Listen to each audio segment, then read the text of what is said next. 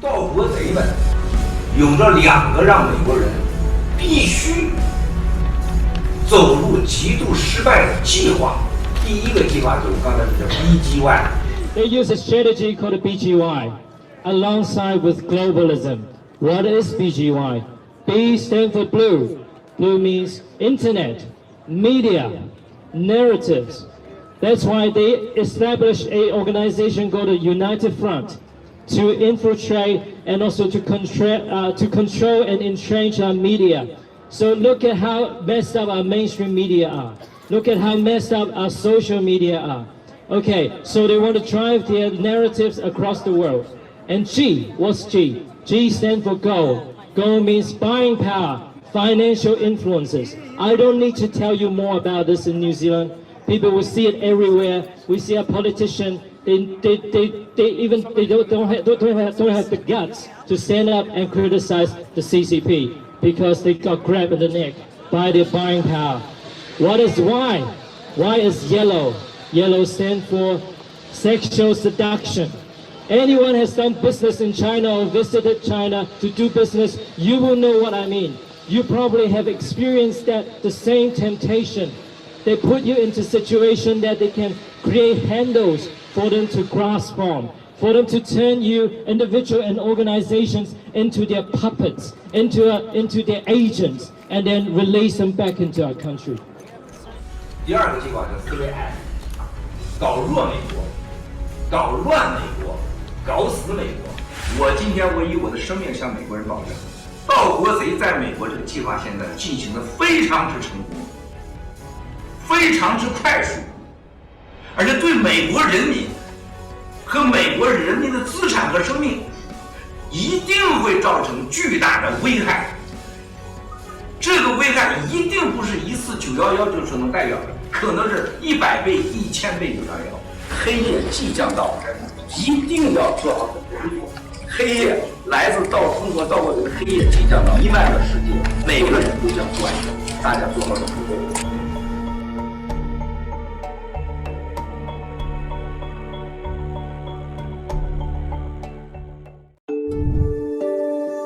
There's a new highway in Pakistan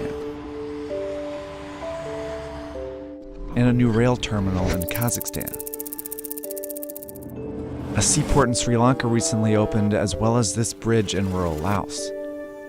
What's interesting is that they're all part of one country's project that spans 3 continents and touches over 60% of the world's population.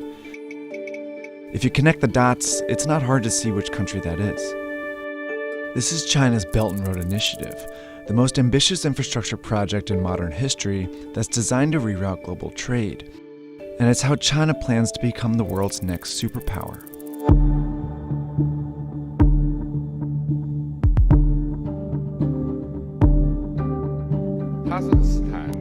Kazakhstan. It's 2013, and Chinese President Xi Jinping is giving a speech in Kazakhstan, where he mentions the ancient Silk Road, a network of trade routes that spread goods, ideas, and culture across Europe, the Middle East, and China as far back as 200 BC. He then says, We should take an innovative approach and jointly build an economic belt along the Silk Road. A month later, Xi is in Indonesia. The two sides should work together to build up a new maritime road in the 21st century. These two phrases were the first mentions of Xi's legacy project, the multi-trillion-dollar Belt and Road Initiative, or BRI. They're also the 2 components of the plan. There's an overland economic belt of 6 corridors that serve as new routes to get goods in and out of China, like this railroad connecting China to London, and these gas pipelines from the Caspian Sea to China, and a high-speed train network in Southeast Asia. Then there's the Maritime Silk Road, a chain of seaports stretching from the South China Sea to Africa that also directs trade to and from China. The BRI also includes oil refineries, industrial parks, power plants, mines, and fiber optic networks, all designed to make it easier for the world to trade with China. So far, over 60 countries have reportedly signed agreements for these projects. And the list is growing because China promotes it as a win-win for everyone. Take, for example, the BRI's flagship project, Pakistan. Like many countries in Central and South Asia, Pakistan has a stagnant economy and a corruption problem. It wasn't a popular place for foreign investment, that is until China came along. In 2001, China offered to build a brand new port in the small fishing town of Gwadar. By 2018, the port, as well as a highway and railway networks, became a $62 billion corridor within the BRI. It's where the economic belt meets the maritime Silk Road, and it seemed to benefit both countries. Pakistan saw its highest GDP growth in 8 years and forged a tight relationship with a major world power. China, on the other hand, secured a new alternative route for goods, especially oil and gas from the Middle East. Through projects like these, it also found a way to boost its economy. Chinese construction companies that had fewer opportunities within their own country saw a huge boost from BRI contracts. 7 out of the 10 biggest construction firms in the world are now Chinese. What tips the balance in China's favor even more is a requirement that it be involved in building these projects. In Pakistan, for example, Chinese workers have directly built projects like this highway here, and a Chinese firm has worked with locals on a railway here in Serbia. China's involvement is one of its very few demands, and that's set these deals apart so far. See, typically, to get investment from the West, countries have to meet strict ethical standards. But China's offered billions of dollars, mostly in loans, with far fewer conditions. So it's no surprise the BRI has been a big hit with the less democratic countries in the region. China has signed agreements with authoritarian governments, military regimes, and some of the most corrupt countries in the world. It's even affiliated with Afghanistan, Ukraine, Yemen, and Iraq, all currently splintered by conflict. Because of China's willingness to loan money to unreliable countries, many experts have called the BRI a risky plan. Eventually, these countries will have to pay China back, but corruption and conflict make that payback unlikely. A recent report found that many of the countries indebted to China are very vulnerable, including 8 that are at high risk of being unable to pay. So why does China keep lending? Because there's more to the BRI than just economics. In Sri Lanka, China loaned about $1.5 billion for a new deepwater port. It was a key stop on the maritime Silk Road. By 2017, it was clear Sri Lanka couldn't pay back the loan, so instead they gave China control of the port as part of a 99-year lease. China also controls the strategic port in Pakistan, where it has a 40-year lease. It's pushing for a similar agreement in Myanmar, and it just opened an actual Chinese naval base in Djibouti. These are all signs of what's been called the string of pearls theory. It predicts that China is trying to establish a string of naval bases in the Indian Ocean that will allow it to station ships and guard shipping routes that move through the region. So while China's not getting its money back, it's still achieving some very important strategic goals. China's growing influence challenges the status of the US, which has been the world's lone superpower for the last several decades. But isolation is trending in the US, meaning that they are investing less and therefore losing influence around the world. The BRI is China's way of leveraging power to become a global leader. By building relationships and taking control of global trade, China's well on its way.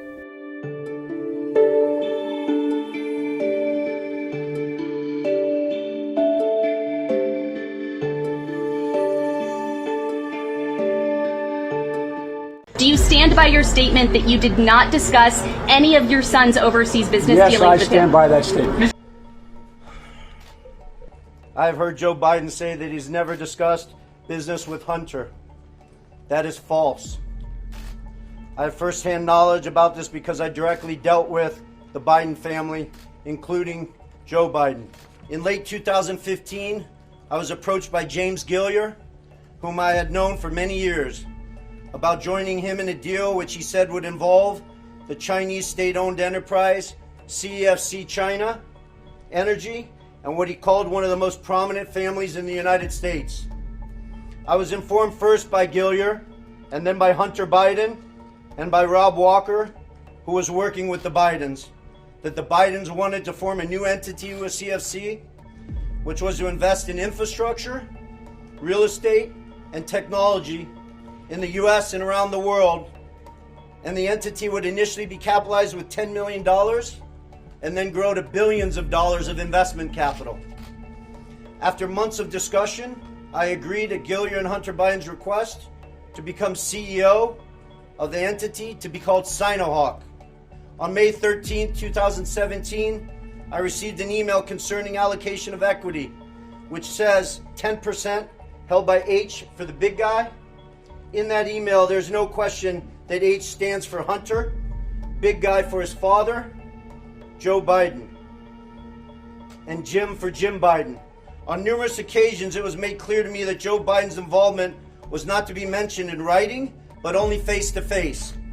In fact, I was advised by Gillier and Walker that Hunter and Jim Biden were paranoid about keeping Joe Biden's involvement secret.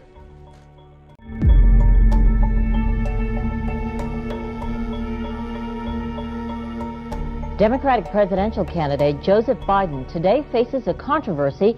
3 weeks ago at a debate at the Iowa State Fair, he used phrases identical to those delivered by British Labour Party leader Neil Kinnock.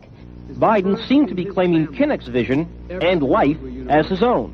Why is it that my wife is sitting out there in the audience, is the first in her family to ever go to college? Why is Gladys the first woman in her family in 1,000 generations to be able to get to university? My ancestors who worked in the coal mines in northeast Pennsylvania don't come up after 12 hours and play football. 8 hours underground and then come up and play football. It's because they didn't have a platform upon which to stand. There was no platform upon which they could stand. The notion that every thought or notion or idea you'd have to go back and find and attribute to someone, I think is, quite frankly, ludicrous. The problem here is that Senator Biden told his audience he'd just been thinking about these things, and he failed to give any credit at all to his famous British speechwriter. You know, I was thinking on the way over here. Now that's a little too much, because as you point out, what's behind the words? What's there? And a lot of people, the rap on Biden has always been that it's just a surface. I should have said, to paraphrase Neil Kinnock, it's the only time I didn't, and all the times I've ever used it. But CBS News found a tape of a second instance. It reappeared in the New York Times with a new charge, that Biden had appropriated a famous litany from the late Robert Kennedy about what the gross national product cannot measure. It cannot measure the health of our children, The health of our children, the quality of our education, the quality of their education, the joy of their play, or the joy of their play. Biden gave Kennedy no credit. He has also quoted or paraphrased John Kennedy, Hubert Humphrey, and British Labour Party leader Neil Kinnock, all without credit. Joseph Biden admitted today that he committed plagiarism when he was in law school. He said it was a mistake, but that it was unintentional. He quoted 5 pages of someone else's work without proper citation. I've done some dumb things, and I'll do dumb things again. He was given an F. So, ladies and gentlemen, I've been dumb. To the political community in Washington, it all seems of a piece. Plagiarism at law school, plagiarism on the stump. The great communicator. Strike that. The great imitator. You don't steal verbatim, or when you do, as he did 99% of the time, you give credit. Biden's critics say he sells himself as a man whose words and visions can inspire a new generation in politics.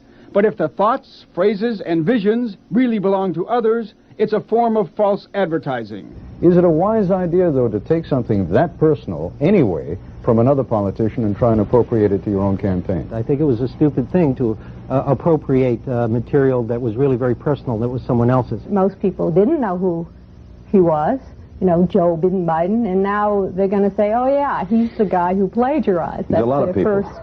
Politically, that's devastating. These clips are devastating. He looks like a Joe Biden wind-up doll with somebody else's words coming out. If they're going to do things that are stupid as well as immoral, then they're probably too dumb to have the job of president. Voters are going to have to decide whether he was dishonest or dumb. Senator Joseph Biden may have more explaining to do. The new questions stem from taped remarks of Biden during an April campaign appearance in New Hampshire. I went to law school on a full academic scholarship, the only one in my class to have a full academic scholarship. Went back to law school and in fact ended up in the top half of my class. I was the outstanding student in the political science department at the end of my year. I graduated with 3 degrees from undergraduate school and 165 credits, only needed 123 credits. Biden now concedes he did not graduate in the top half of his law school class, that he does not have 3 degrees from college, and that he was not named outstanding political science student in college. Newsweek says Biden actually went to school on a half scholarship, ended up near the bottom of his class, and won only 1 degree, not 3. Joe Biden ranked 76th in a class of 85 at the University of Syracuse Law School. I mean, this guy comes off this whole thing as a flyweight. Now Biden says Newsweek is right. His memory had failed him. And I'd be delighted to sit down and compare my IQ to yours if you'd like, Frank. Joe Biden was victimized by the truth. Bye Biden. He may not know it yet, but I think this is going to be very difficult for him to recover. Is Joe Biden dead meat, yes or no? I think so. Bob? It's in terminal condition. Terminal. Eleanor? Yes, unless he comes in third in Iowa. Morton? Dying. I say dead. We'll be right back.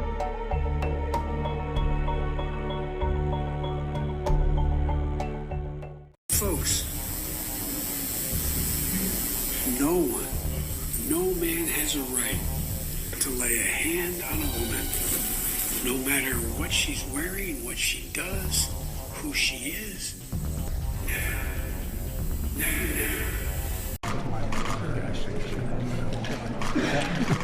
He leans down, smells my hair, and then plants this big, long kiss on the top of my head. I think he is actually going to kiss me. He started rubbing noses with me, and he was still holding onto my face and rubbing noses. Spread your legs, you're going to be frisked. You stand right in front of me. Right. Come on. You got something. Come on. Is this balanced? Molly, come over by me. Come on over here. Stand right next to me. There you go. Hold the Bible.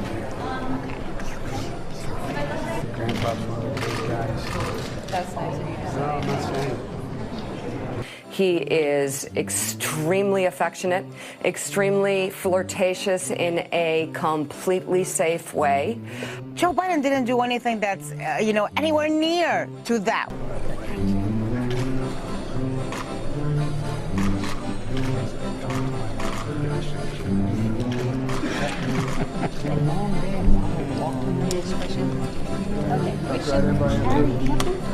Don't tell me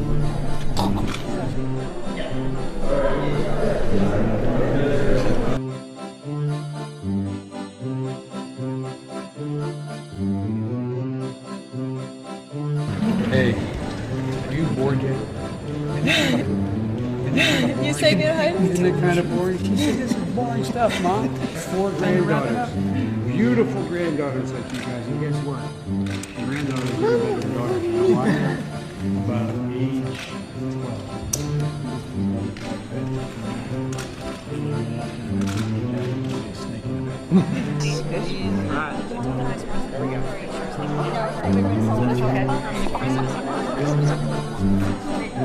Oh, what my dad used to say, granddaughters have one important job. Take care of the pop. The most important one. Okay,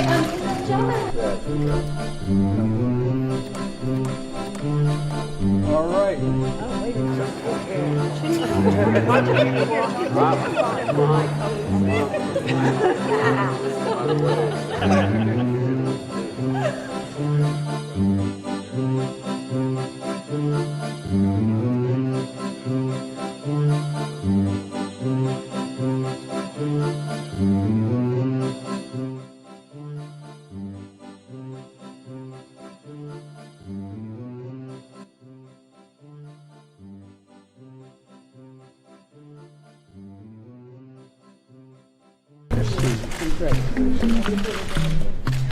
Thank you all for your patience.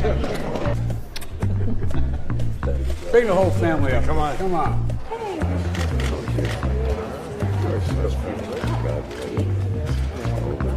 Hi, how are you? Well, good to see you.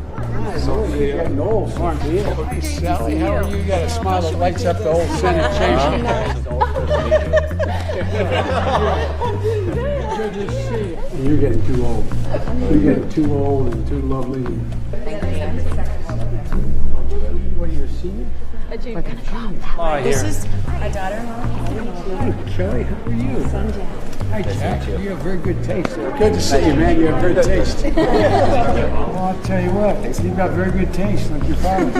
It's a pleasure to meet you. I have very good taste. New video just out tonight, a message from former Vice President Joe Biden. What he now says after 4 women have come forward to claim he acted inappropriately. Here's ABC's Mary Bruce. Tonight, after 5 days of mounting pressure, former Vice President Joe Biden is acknowledging that some of his behavior has made women uncomfortable and is trying to explain. I always tried to be, in my career, I've always tried to make a human connection. That's my responsibility, I think. I shake hands, I hug people, I grab men and women by the shoulders and say, you can do this. And now Biden is promising to change his ways, calling it his responsibility. Social norms have begun to change, they've shifted, and the boundaries of protecting personal space have been reset. And I get it. I get it. I hear what they're saying. I will be more mindful and respectful of people's personal space. And that's a good thing. That's a good thing. It's time for our Seen and Unseen segment, where we expose the big cultural stories of the day. Biden, the space invader, and apparently President Trump gets the cold shoulder from a royal. Joining us with all the details, Raymond Arroyo, Fox News contributor. Raymond, okay, tell me that Biden did not get too close to a young lady again. I'm afraid he did. Now, if you're Joe Biden, the one image you want to avoid is grabbing women and children in weird ways, right? Yeah. Well, the other day at a Texas town hall, in front of the media, Biden took a question from a little girl. He said this. I'll bet you're as bright as you're good looking, I tell you. Now, why is he telling a little child that she's good looking? She's 10. Wait, but then it's the hands on. Oh, wait, yeah, then he wasn't finished. She then found out, or then told him she wanted to be a journalist, so he processed her over to the press corps and introduced her to the media. You see him clasping her by the shoulders. Biden finally deposited the poor girl into the press pen. And my first thought was, why is Joe Biden separating children from their parents and confining them to press pens? This is what we need to be investigating. He's separating children. That was an odd... It was very weird. Well, remember, he promised that he would respect personal space. He's already violating that promise.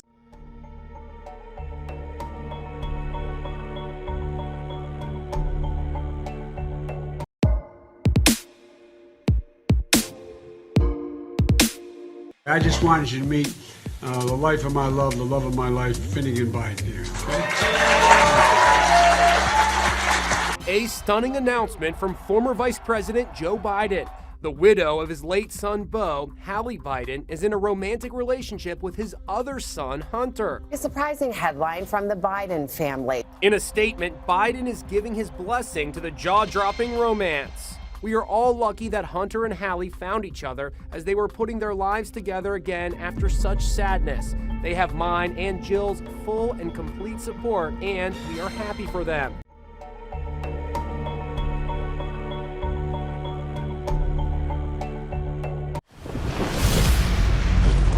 The challenge of the Chinese Communist Party and the threat that it poses to the United States and our allies is of critical importance to us right now. I think in the long term, in terms of American security policy, China is going to be a much more powerful country than Russia. There's no country that presents a broader, more comprehensive threat to America's innovation, to our economic security, and to our democratic ideas than China does. I believe we've got to live in reality. Communist China, it wants to control the entire world, including Americans. Let's be clear, the Chinese Communist Party is a Marxist-Leninist organization. The party General Secretary Xi Jinping sees himself as Joseph Stalin's successor. China's a longer-term threat, and we need to be very clear-eyed about what they are and what they aren't. They're not our partner. They're never going to be our partner under the existing leadership team. Under President Xi's rule, the Chinese Communist Party is heading even faster and further in the wrong direction. More internal repression, more predatory economic practices, more heavy-handedness, and most concerning for me, a more aggressive military posture. For China, success is a zero-sum game. China is going to eat our lunch? Come on, man. I mean, they're not bad folks, but guess what? They're not competition for us. On the surface, that's a really puzzling thing to say.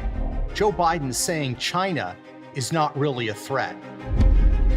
China is America's chief rival on the global stage, and nobody should know that better than Joe Biden. I mean, during the Obama-Biden administration, they actually recalibrated foreign policy to contain China. It was called the pivot. China has never loomed larger in our lives. Think about it. The economy, trade, espionage, now COVID-19. China has said openly that they want to supplant us as the world's superpower. But Joe Biden talks about China differently. China is not our enemy. Not a problem. What are we worried about? Come on, man. He doesn't see them as a threat. And I believed then what I believe now, that a rising China is a positive development.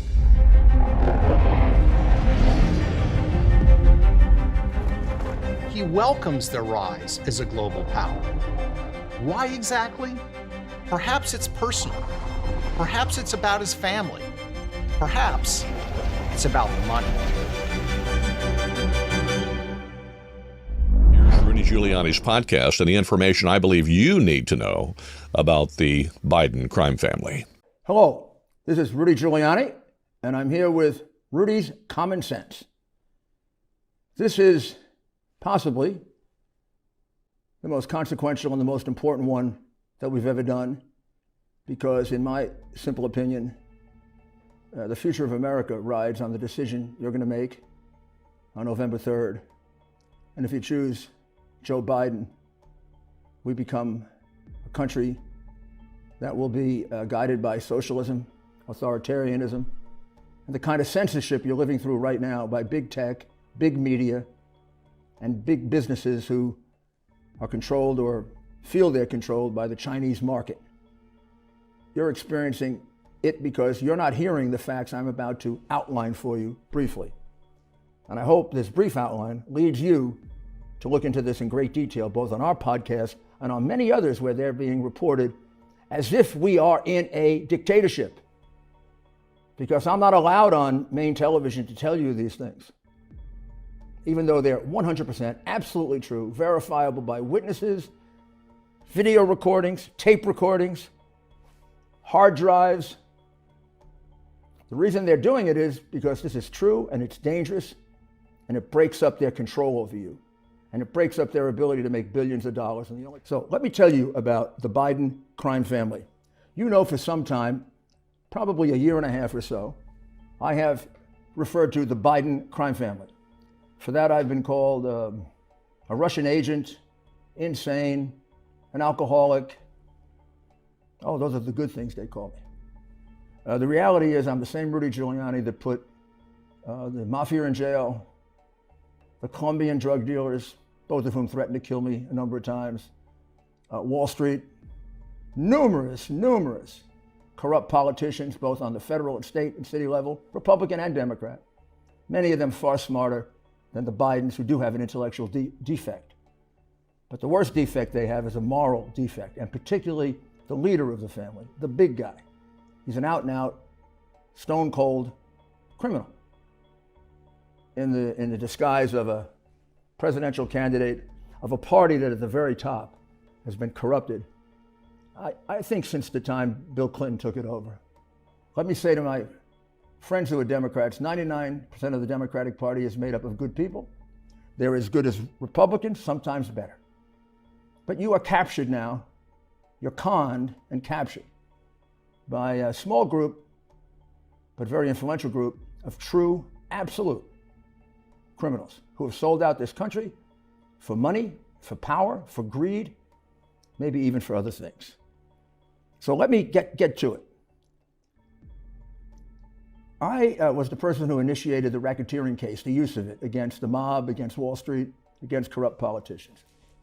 The Biden family case is a quintessential racketeering case. And if I were to do it as a racketeering case, I'd go back 30 years and I'd show all of the corruption that was involved when Joe became a senator and his brother Jim became a crooked lobbyist, and they were doing deals for a couple of thousand, 10,000, 50, and then his son got a job for a big bank in Delaware, and Joe all of a sudden became the biggest banking lobbyist, and he lobbied against he was the only Democrat who lobbied against the bankruptcy bill because the bank had Hunter in a no-show job. Very similar to Ukraine. So Ukraine you know the most about. Let's simplify Ukraine. Hunter Biden fresh out of being tossed out of the Navy for drug addiction, is hired by the crookedest man in Ukraine in order to get his father, then Vice President Biden, and the point man for the Ukraine, handing out all the money in the Ukraine. The point of that $8 to $14 million is not to hire an unfortunate drug addict who never shows up in Ukraine in 6 years. It's to get Joe's office and to use it for a specific purpose. And the specific purpose is to get the case against Burisma, which is the crooked company that Hunter goes to work for, owned by Mykola Zlochevsky, to get that case dismissed. So Mykola Zlochevsky can come back from exile and he can keep the $5.4 billion that he stole from Ukraine. I know this is hard to believe because we're good people and we don't believe that crooked politicians do this, but the Bidens have been doing this all their lives and this was a big score for them. And that is why Joe Biden had the prosecutor fired. And then it was said the prosecutor was corrupt and the prosecutor was this and the prosecutor was that. Believe me, this prosecutor, on the level of corruption in Ukraine, was a little... Joe was dealing with the big crooks in Ukraine. Mr. Poroshenko, the president of the Ukraine, alleged to have stolen $7 to $8 billion. Good friend of Joe's, good friend of the ambassador. And he made a big, big score on dismissing the Burisma case. The Bidens got the 9 to 14 million. The Ukrainians are now investigating their ex-president for taking $100 million to dismiss this case against one of the richest men in Ukraine, who now has been allowed to come back from the Ukraine, kept his $5.4 billion, keeps his crooked company, and continues to go on to steal in the Ukraine, thanks to our vice president, Joseph Biden, whose Biden crime family enriched themselves to the tune of 8 to 14 million. Then we have Iraq. Joe was appointed to negotiate a status of forces agreement in Iraq. Joe does what he always does when he has to negotiate. He fails. I used to think it was out of stupidity. Well, now I find that his brother James, a man who has no experience in housing, is just at the very same time cut into a $1.5 billion housing contract in Iraq. James is cut in. Joe loses to Iraq. We got the same pattern here, right? Joe loses in Ukraine. Family comes away with 14 million. Joe loses in Iraq. James comes away with 1/3 of a $1.5 billion contract. Now we switch over to Russia for a quick one. $3.5 million from the widow of the mayor of Moscow, Elena Buturina, to Hunter Biden. Additional little payments amounting to about a total of $4 million to Hunter Biden. No explanation. I do not think Elena Buturina is paying $3.5 to $4 million to Hunter Biden. What do you think? Well, when you go through the documents and you go through the witnesses now available and you go through the hard drive, this was the beginnings of setting up a money laundering operation. Elena Buturina is the richest woman in Russia. She is a close ally of Vladimir Putin. She helped to depose her husband as mayor of Moscow. And she, like the other two we're talking about, is a very dangerous woman. However, there's a flow of $4 million right into the Biden crime family, and it's one of Joe's many lies. You might remember in the first debate, Joe was confronted with a $3.5 million payment to his son from the mayor of Moscow's wife, and he said categorically, no. Just out of curiosity, the mayor of Moscow's wife gave your son $3.5 million. What did he do to deserve it? What did he do with Burisma to deserve $183,000? None of that is true. Let him answer. None of that is true. Oh, really? He didn't get $3.5 million? Mr. President, Mr. President, please. Totally discredited. Totally discredited. And by the way, well, wait, he didn't get $3.5 million, Joe? Mr. Vice, he got $3.5 million. That is not true. Oh, really? Mr. President, it's an open discussion, please. It's a fact. Well, one of 1,000 lies. I, as a prosecutor, call that a false exculpatory statement, which can be used to prove evidence of guilt. It's done in trials all the time. It's a rule of evidence that's about 500 years old. Joe wouldn't know it because he cheated his way through law school.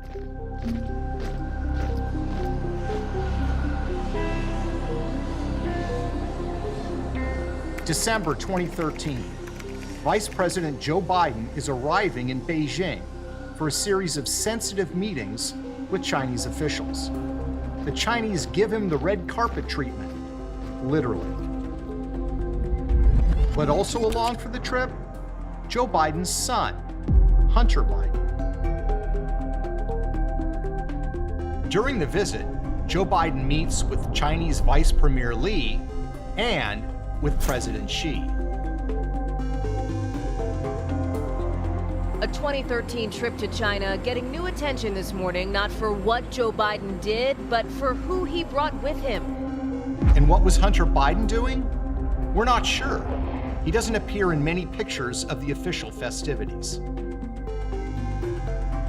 But what we do know is this. 10 days after father and son returned to the United States, Hunter Biden's small investment firm announced a $1 billion private equity deal with the Chinese government.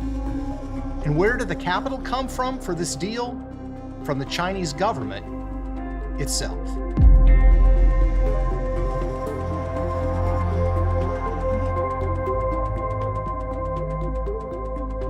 Unknown to the press back then, Hunter Biden was forming a Chinese private equity fund, planning to raise money, including from Chinese investors. Years later, Hunter Biden acknowledged that during the trip, he met with a Chinese banker, which his spokesperson describes as a social visit, not a business one. I believe then, and I'm even more convinced now, that a rising China is an incredibly positive development for not only China, but the United States and the rest of the world.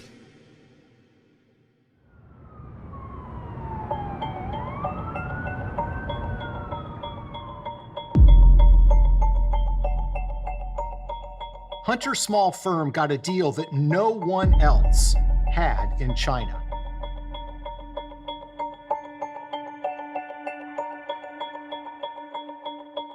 Not Morgan Stanley, Goldman Sachs, Deutsche Bank, or UBS.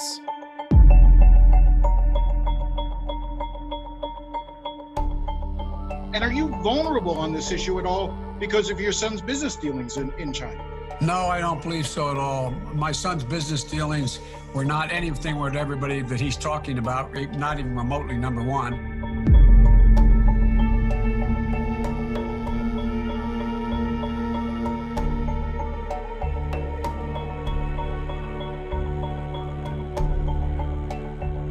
What's interesting is Hunter Biden had no real background in China, in finance, or private equity. In fact, Hunter had what might be called a spotty resume. A couple of youthful jobs, owing directly to his father's influence.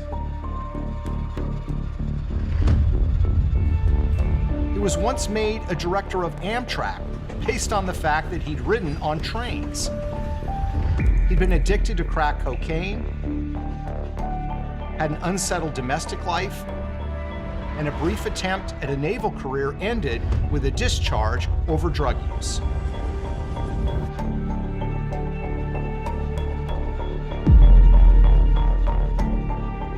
So why did the Chinese pick him?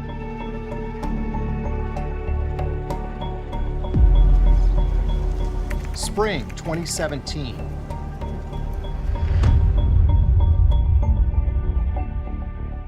Patrick Ho, a Chinese businessman, was arrested by the FBI on bribery charges.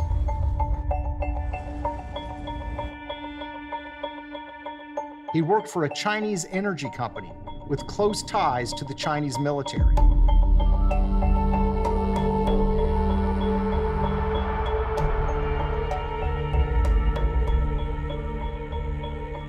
While in FBI custody, Ho made 2 phone calls.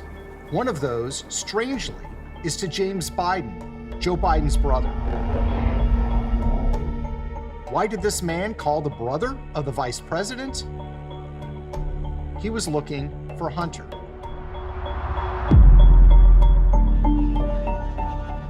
This is the remarkable and largely hidden story of the secret financial relationship between the Biden family and the Chinese government. It's a relationship that grew while Joe Biden was Vice President of the United States. And shortly after he was appointed the point person on U.S. policy towards China. Our investigation is based on corporate records, financial documents, legal briefings, and court papers. It's the story of the second most powerful man in the world at the time, and how his family was striking deals with America's chief rival on the global stage, the People's Republic of China.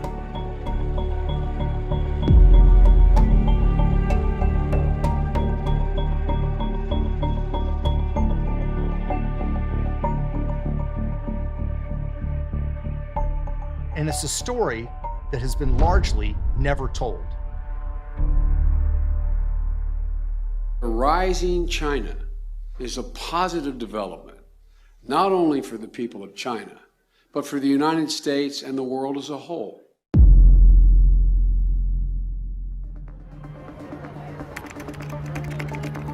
January 2009. Joe Biden is inaugurated Vice President of the United States.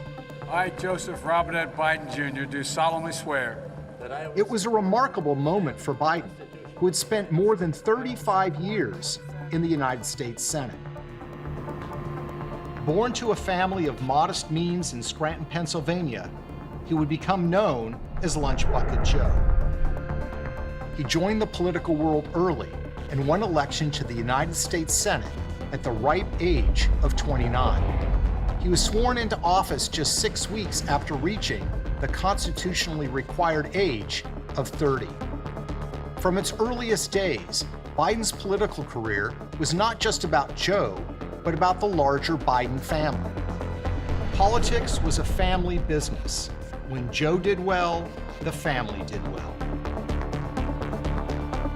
Joe's sister, Valerie Biden, became a political consultant who was hired by Joe's many campaigns.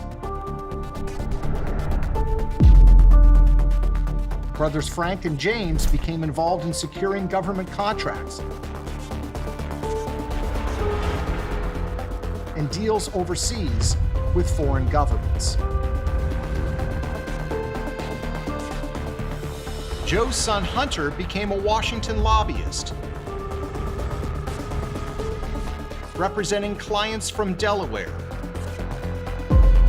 the state that his father represented in the U.S. Senate.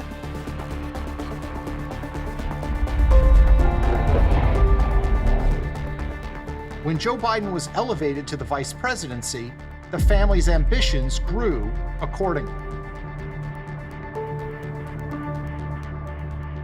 Now the world was a business opportunity, and the Biden family was looking for deals, including with foreign governments.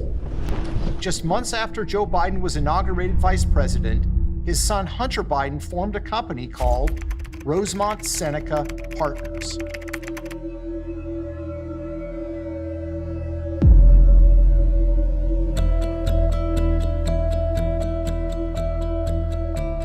His partners had useful connections.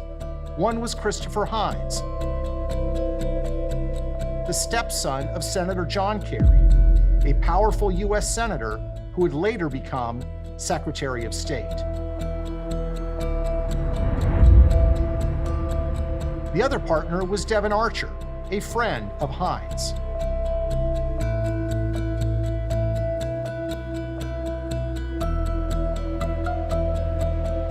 Rosemont is the name of the Hines family's 90-acre estate outside of Fox Chapel, Pennsylvania.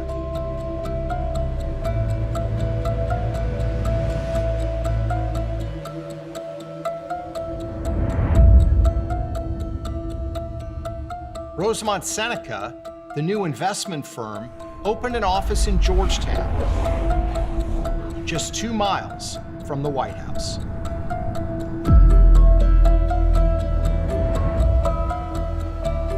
outside of Fox Chapel, Pennsylvania. One of Hunter Biden's big scores was a controversial deal he landed in the troubled nation of Ukraine. In 2014, the Ukrainian government fell,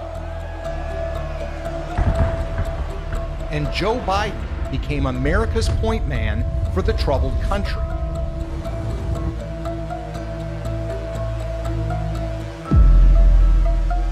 Weeks later, Hunter Biden was hired by a corrupt Ukrainian energy company called Burisma, which paid Hunter at a rate of $1 million a year. This despite the fact that he had no experience in energy or in Ukraine.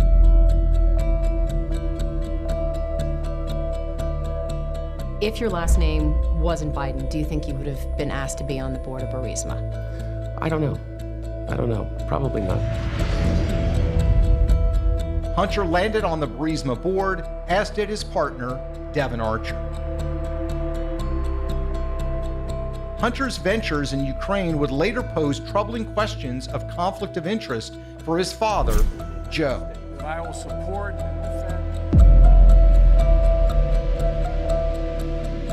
Rosemont was landing deals around the world. But the big prize was China, with its booming economy and staggering growth. It's also an economy where relationships are key, especially with the Chinese government.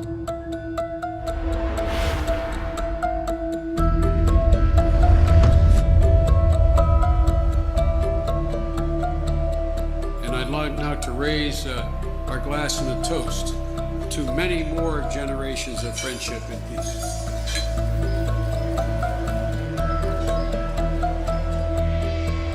Hunter Biden began meeting with Chinese government officials at the highest levels of power.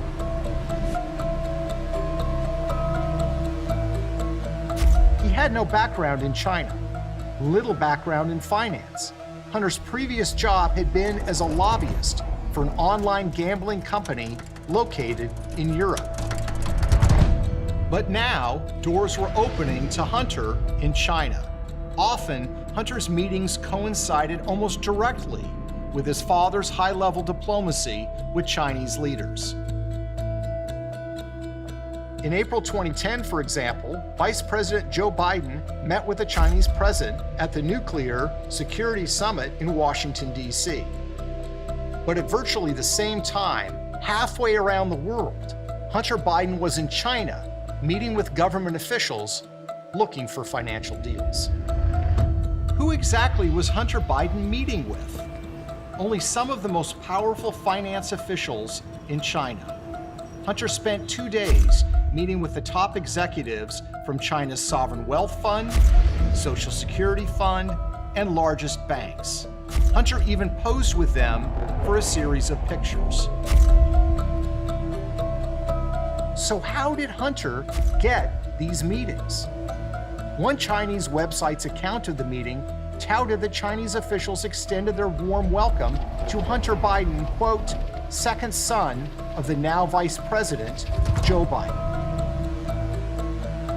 In other words, Hunter got these meetings because of who his father was, Vice President of the United States. I don't think that there's a lot of things that would have happened in my life that if my last name wasn't Biden. Vice President Joe Biden, with one eye towards a possible 2016 bid, is getting the chance to flex his international muscle power in Asia. That brings us back to 2013, when Joe Biden arrived in Beijing with a full agenda. Among the highly sensitive issues to press with his hosts, Chinese cyber attacks, the theft of American intellectual property, trade issues, national security, China's claims over the South China Sea. Hunter Biden was also on board. He joined his father the next morning for a meeting with the U.S.-China Business Council, and then Joe Biden was off to a meeting with Vice President Lee. Just where Hunter Biden spent the rest of his time on the trip remains largely a mystery. But we do know this. Hunter later admitted that he introduced his father to a Chinese official on this trip who was involved with Hunter's budding business ventures. And we know that 10 days after the trip, Hunter's $1 billion deal with the Chinese government was finalized. Hunter and his Chinese partners established a private investment fund they would call Bohai Harvest.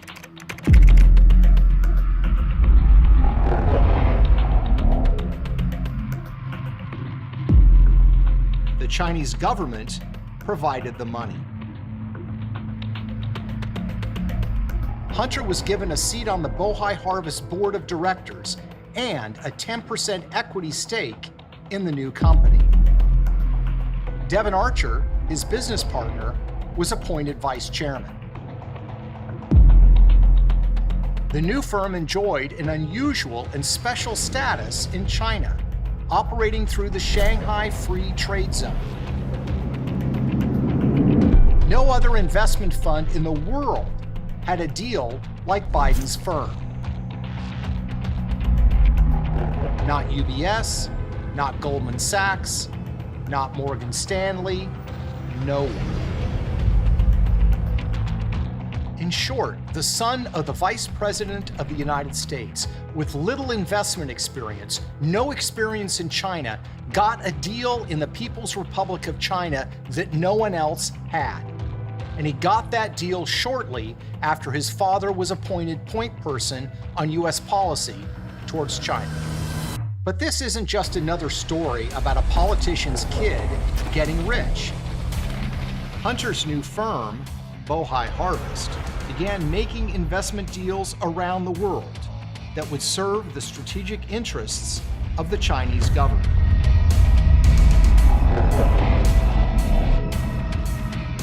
And that's what makes this deal so troubling. That's a bold thing to say, but it's true. This new firm started making investment deals that would serve the strategic interests of the Chinese military.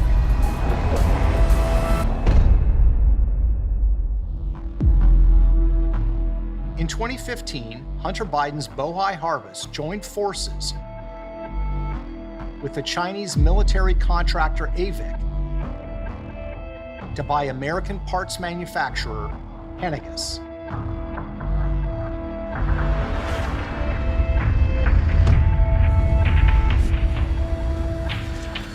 Henniges' technology is considered dual use, meaning it can be used for commercial and military purposes. And deals like these require approval of the highest levels of the federal government.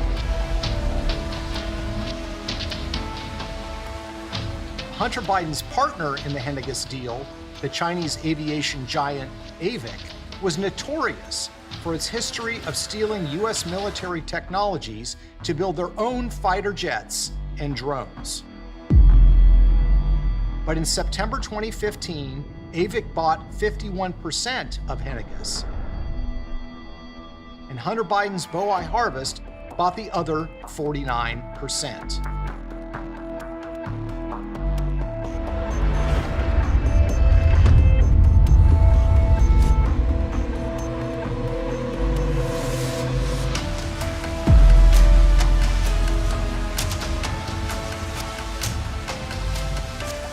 And yes, the Obama administration did indeed approve it. Hunter's firm, Bohai Harvest, also invested in military surveillance technology that the Chinese government would use to monitor and control the population in their own country. The company was called Face++. There are a number of American investors that also stand to profit from this mass surveillance that are also invested in Face++, one of whom is Hunter Biden, the son of former Vice President Joe Biden. Bohai Harvest also helped China in its competition with the United States over so-called rare earth minerals. A Chinese government-run firm called China Molybdenum produces rare earth minerals around the world, competing with Western firms for mining access. And the company does not hide the fact that its work has direct military applications. The company's 2015 annual report, for example, declares that molybdenum is used to produce sensitive military technologies.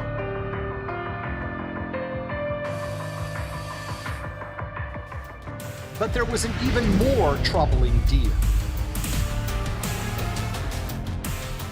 In December 2014, Hunter's firm became an anchor investor in a company called China General Nuclear, or CGN. CGN had been wholly owned by the Chinese government, but it was now selling off a minority stake to a favored investor. Hunter Biden presumably didn't realize that when his company was investing in CGN, they were investing in a company that was under FBI investigation for stealing U.S. nuclear secrets. In fact, less than 18 months after Hunter's Chinese firm invested in China General, a nuclear engineer named Alan Ho and the company were charged by the U.S. Justice Department with stealing nuclear secrets from the United States. According to the FBI, Ho had been working under the direction of China General to steal American nuclear secrets since 1998. It's not clear whether the FBI or the Obama Justice Department knew that Joe Biden's family was actually involved with CGN. But what is clear is that China has been trying to steal American nuclear secrets for a long time. Is it really that crazy to think that by partnering with the son of the vice president, they were trying to buy them too? And make no mistake, these firms Hunter was dealing with are directly tied to the Chinese military. In June 2020, the U.S. Department of Defense released a list of companies doing business in the United States that were known to be connected to the Chinese military. On that list, AVIC and CGN. But the Bidens weren't done cutting deals in China. So the vice president's son and the Secretary of State's stepson, at a time of great sensitivity for the national interests of the United States with China, is in a $1 billion partnership with the government of China, and you are not told about it. Does Barack Obama know about it? If he doesn't, was he sleeping through that like he slept through Benghazi? Or is he responsible for enabling this corruption, similar to the way he was in enabling the corruption of the crooked Clintons and the fix of the Clinton case? Big question, necessary to answer. And it's got to get beyond the Iron Curtain, because they cover up, the Iron Curtain does, the massive corruption of the Obama administration, and it goes way beyond Biden. And that's why they're fighting so hard to cover this up. Well, in any event, it gets worse. China then sends another $500 million to this completely corrupt, totally stupid private equity fund run by a gangster's nephew and two children of crooked American politicians. And I'll include John Kerry in that. So, how did this not get disclosed if it isn't hidden? How does our American intelligence services, how do they not know about it? How does John Kerry not know about it and report it? How? Because the Obama administration is thoroughly corrupt. And the media that covers them is either so politically zealous and crazy and insane, or corrupt. Remember, some of the media is owned by the big tech that makes a fortune in China. Despite this, we never find out about it until it's revealed by Peter Schweiker in his book, Secret Empires. And when it's revealed, the Iron Curtain makes sure that you don't find out about it.